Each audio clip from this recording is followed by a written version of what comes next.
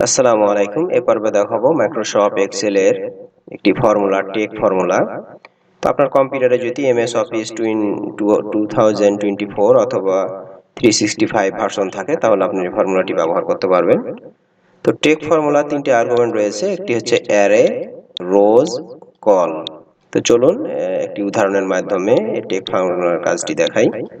আমার এখানে একটি টেবিল রয়েছে, আমি চাচ্ছি এই টেবিলের আমার কিছু কলাম অথবা কিছু রো আমি এই সাইডে প্রয়োজন, বাকিগুলো আমার প্রয়োজন নাই। তো আপনি এভাবে ম্যানুয়ালি কপি পেস্ট না করে আপনি টেক ফর্মুলার মাধ্যমে এই কাজটি করতে পারবেন।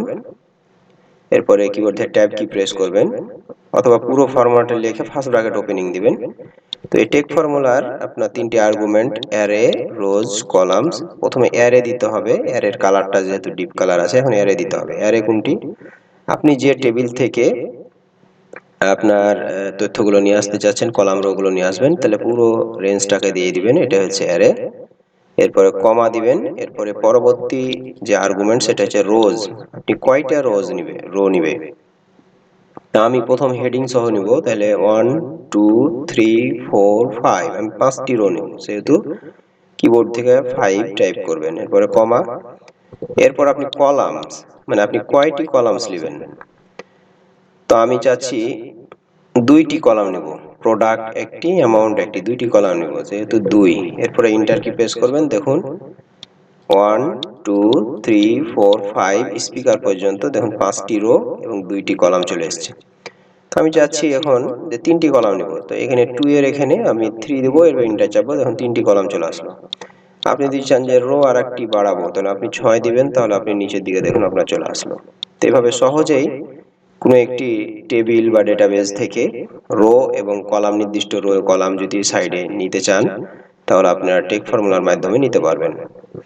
তো আপনি চাচ্ছেন যে নিচ থেকে 3টি কলাম ও ডান দিক থেকে 2টি রো নিতে যাচ্ছি, সেহেতু আপনি এটি আমি ডিলিট করে দিলাম। এরপর টেক ফর্মুলাটা লেখেন, অ্যারে দিলাম, এরপরে কমা, এরপরে রো দিব 3। তো আপনি 3 না, +3 না, -3, তাহলে নিচ থেকে আপনার 3টি রো নিবে। এরপরে কলাম হচ্ছে -2টি, মানে ডান দিক থেকে 2টি কলাম নিবে। এরপর এন্টার প্রেস করবেন, দেখুন এই 3টি, এই যে এই 3টি কলামের তথ্য আপনার এসছে। তো আপনার এটা পার্সেন্টেজ আসেনি, আপনি জাস্ট এভাবে সিলেক্ট করে পার্সেন্ট দিবেন, তাহলে পার্সেন্টেজ চলে আসবে।